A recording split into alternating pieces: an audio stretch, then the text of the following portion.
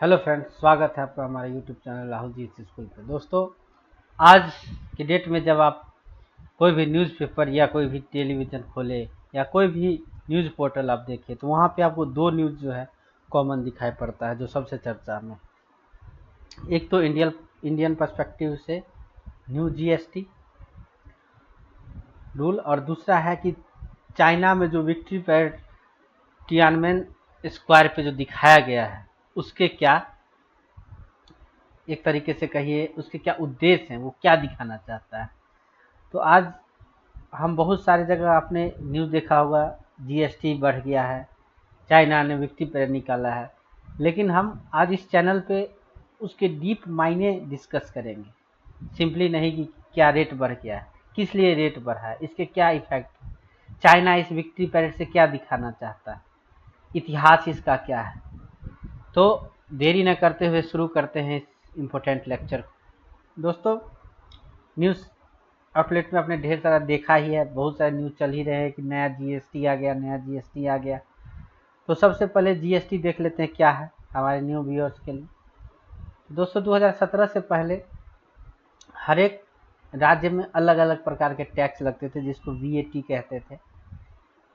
हर एक प्रोडक्ट पे सपोज कीजिए कि कोई राजस्थान अलग टैक्स लगा रहा है, बिहार लगा रहा है, दिल्ली लगा रहा है। तो 2017 में सारे को सिंप्लीफाइड करते हुए पूरे देश में एक टैक्स सिस्टम लागू किया गया, तो वही जीएसटी है। अब इस दौरान चूंकि हर एक राज्यों में उससे पहले अलग सामानों पे अलग अलग रेट था, तो हमारे पॉलिसी निर्धारकों ने जीएसटी के फर्स्ट स्टेज में 5% का स्लैब रखा, 12% का रखा, 18% का रखा, 28% का रखा। तो अलग अलग सामानों पे अलग अलग रखा था, ताकि सडनली, चूंकि इंडियन फास्ट मार्केट है, बहुत बड़ी मार्केट है, तो सडनली अगर जैसे कई लोगों का मानना था, विपक्ष का मानना था कि आप एक रेट रखें, तो इतने बड़े इकोनॉमी में एक रेट पॉसिबल नहीं था। सपोज कीजिए कि आप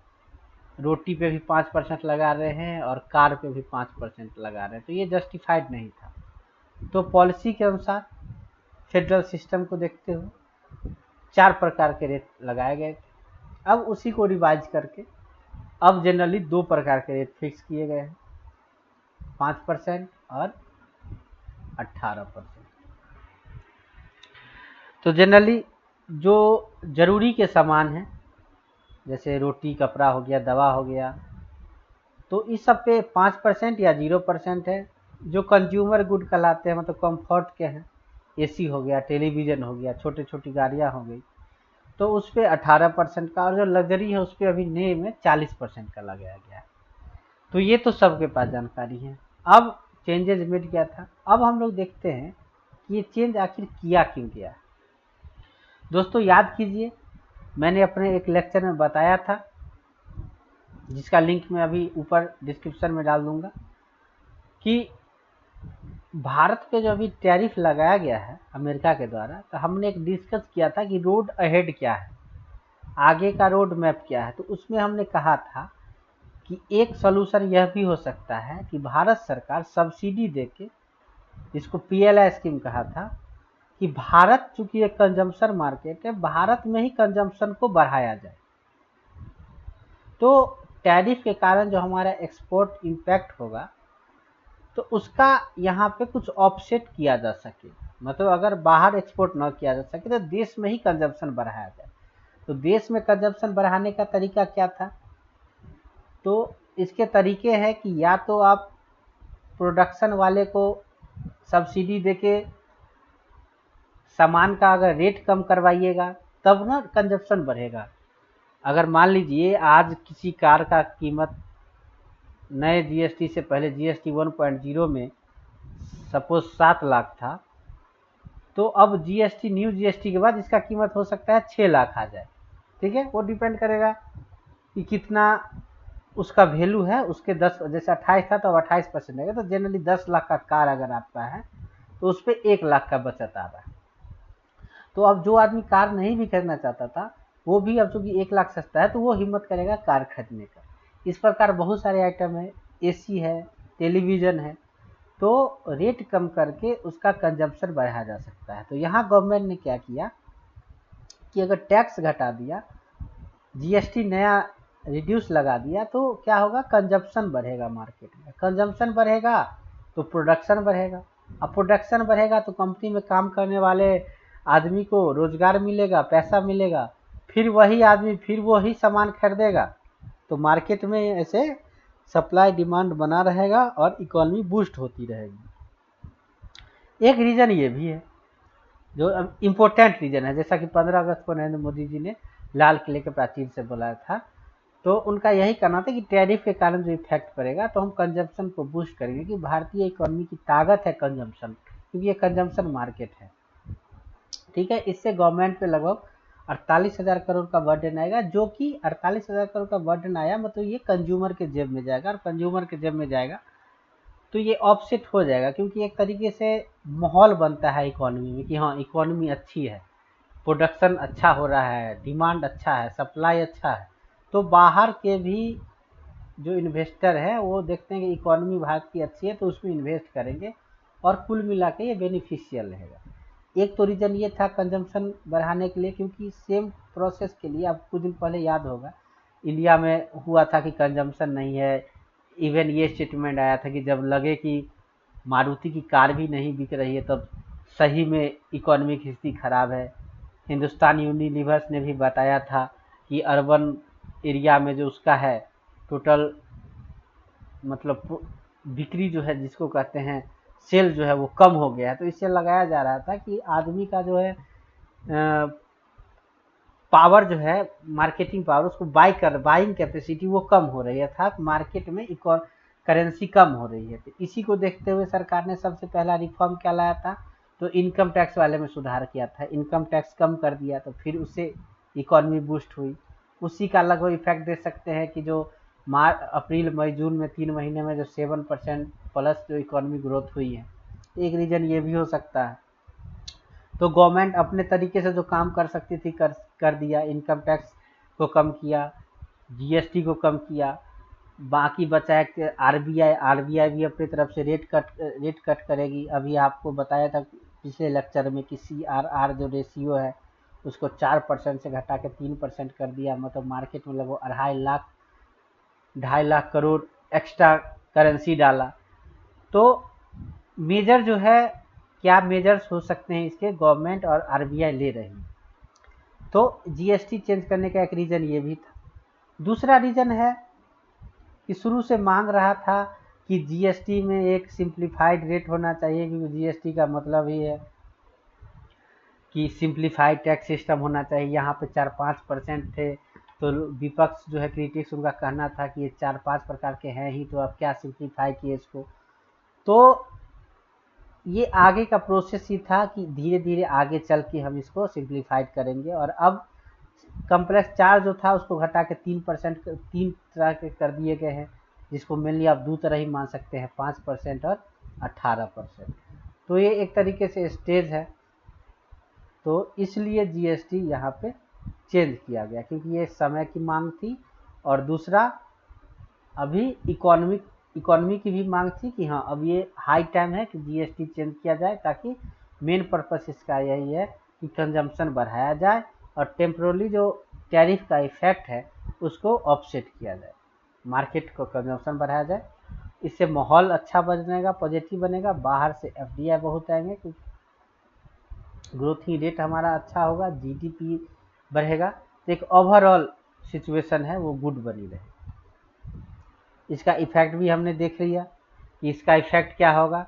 इसका इफेक्ट यही होगा कि ग्रोथ हमारा बढ़ेगा, जीडीपी बढ़ेगा, माहौल बनेगा अच्छा, और हमारा इकोनॉमी बूस्ट होगा।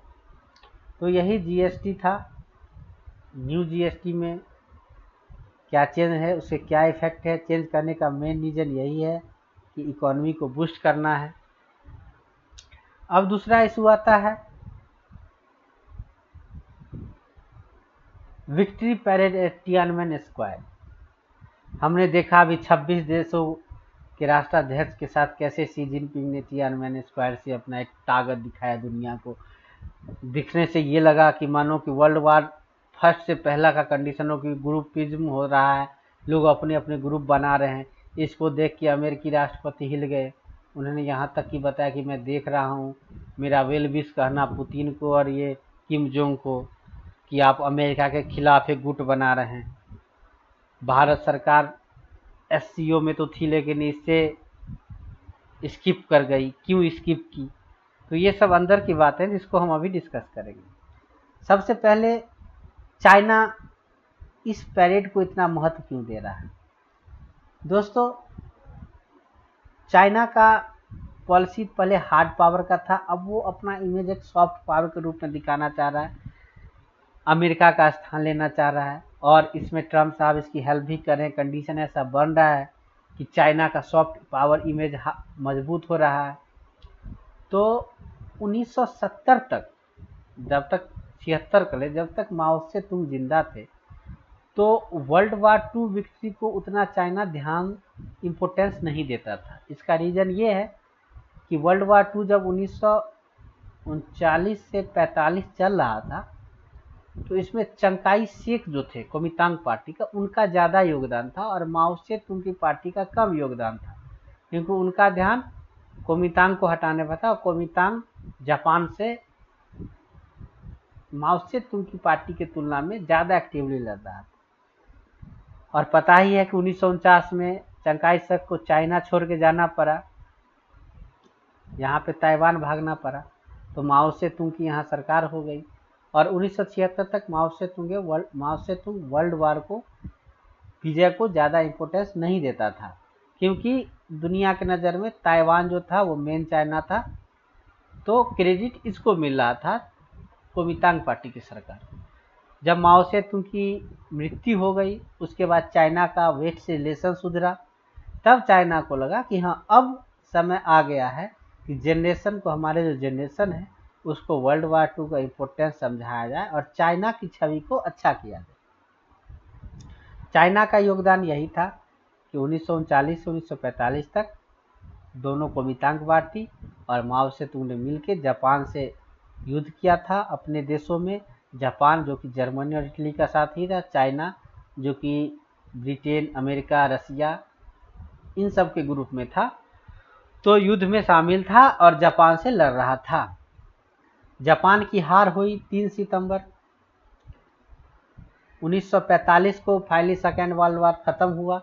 तो चाइना इसी खुशी में 3 सितंबर को ये वर्ल्ड वार 2 विक्ट्री दिवस मनाता है, जिसको ये वर्ल्ड वार 2 विक्ट्री दिवस नहीं मनाता, ये मानता है कि ये जीत है चाइना के पीपुल का रेसिस्टेंस का, किसके प्रति? तो जापान के एग्रेशन और वर्ल्ड के फासिस्ट ताकतों के विरुद्ध।